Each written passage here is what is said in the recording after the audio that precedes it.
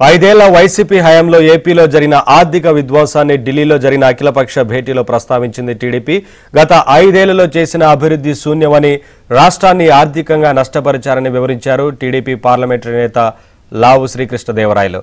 సోమవారం నుంచి జరిగే అసెంబ్లీ సమావేశాల్లో ఆర్థిక విధ్వంసంపై శ్వేతపత్రం విడుదల చేస్తున్నట్లు ఆయన తెలిపారు. అప్డేట్స్ మా ఢిల్లీ బ్యూరో చీఫ్ కృష్ణ అందిస్తారు. కృష్ణ, నవీన్, రేపటి నుంచి పార్లమెంట్ సమావేశాలు జరగనున్న నేపథ్యంలో ఈ రోజు అఖిలపక్ష భేటీని కేంద్ర పార్లమెంటరీ వ్యవహారాల శాఖ మంత్రి కిరణ్ రిజిజు నేతృత్వంలో ఏర్పాటు చేశారు. ఈ సమావేశంలో అన్ని పార్టీలకు సంబంధించినటువంటి నేతలు పాల్గొన్నారు. టీడీపీ నుంచి టీడీపీ నేత లావు కృష్ణదేవరాయలు పాల్గొన్నారు. అదేవిధంగా వైఎస్ఆర్సీపీ నుంచి విజయసాయిరెడ్డి, మిథున్ రెడ్డిలు పాల్గొన్నారు. కాంగ్రెస్ పార్టీ, జాతీయ పార్టీల నుంచి కూడా ఆయా పార్టీలకు సంబంధించినటువంటి నేతలంతా పాల్గొన్నారు. పార్లమెంట్ సమావేశాల్లో ఏ అంశాలకు ప్రాధాన్యత ఇవ్వాలి, ఏ అంశాల మీద చర్చ జరపాలి అనే దానిపైన ప్రతిపక్షాల నుంచి అధికార పక్షం తన అభిప్రాయాలను తీసుకుంది. అయితే టీడీపీ తరఫున రాష్ట్రాన్ని ఆదుకోవాల్సినటువంటి అవసరం ఉంది. రాష్ట్రం గత 5 ఏళ్లలో ఏదైతే వైఎస్ఆర్సీపీ హయాంలో జరిగినటువంటి ఆర్థిక విధ్వంసం గురించి అఖిలపక్ష భేటీలో టీడీపీ నేత లావు కృష్ణదేవరాయ వివరించారు. వైకాపా 5 ఏళ్ల కాలంలో ఏపీలో జరిగినటువంటి అన్యాయాలు, అక్రమాలు వాటన్నిటినీ కూడా అఖిలపక్ష భేటీలో ప్రస్తావిస్తూ దీన్ని పార్లమెంట్ లో కూడా ప్రస్తావించాల్సినటువంటి అవసరం ఉంది.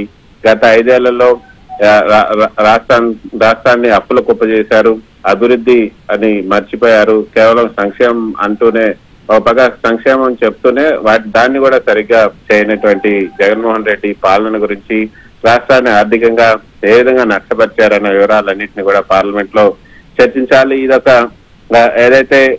ఇదొక కేస్ స్టడీ లాగా రాష్ట్ర ప్రభుత్వం చేసినటువంటి అప్పులు కానీ, రాష్ట్ర ప్రభుత్వం చేసినటువంటి విధ్వంసం కానీ, వాటన్నింటినీ ఒక కేస్ స్టడీ లాగా దేశం మొత్తం కూడా తెలియజేయాల్సినటువంటి అవసరం ఉంది అన్నది కృష్ణదేవరాయలు ఈ యొక్క అఖిలపక్ష సమావేశంలో వివరించారు.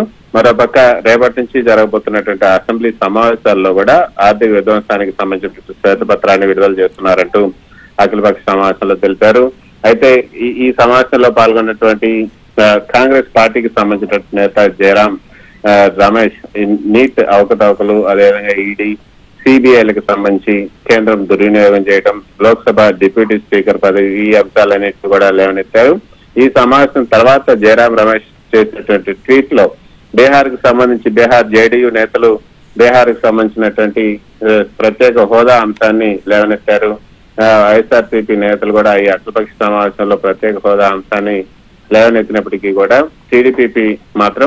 టీడీపీ నేతలు మాత్రం ప్రత్యేక హోదా అంశాన్ని లేవనెత్తలేదు అంటే ఎద్దేవా చేస్తూ ఒక ట్వీట్ కూడా చేయడం జరిగింది. కానీ ప్రత్యేక హోదా, ప్రత్యేక ప్యాకేజీ వీటన్నిటికన్నా కూడా ప్రస్తుతం రాష్ట్రానికి కావాల్సినటువంటి ప్రత్యేక సాయం ఏ విధంగా చేయాలి, రాష్ట్రాన్ని ఏ విధంగా ఆదుకోవాలన్న విషయాలన్నింటినీ కూడా ఏపీ ముఖ్యమంత్రి చంద్రబాబు నాయుడు ఢిల్లీకి వచ్చినప్పుడు ప్రధాని మోదీ, అదేవిధంగా అమిత్ షాని కలిసినప్పుడు అన్నిటిని కూడా వివరించారు. సో అవన్నీ కూడా కేంద్ర ప్రభుత్వానికి తెలుసు అన్న విషయాలను లావు కృష్ణదేవరాయలు వివరించడం జరిగింది.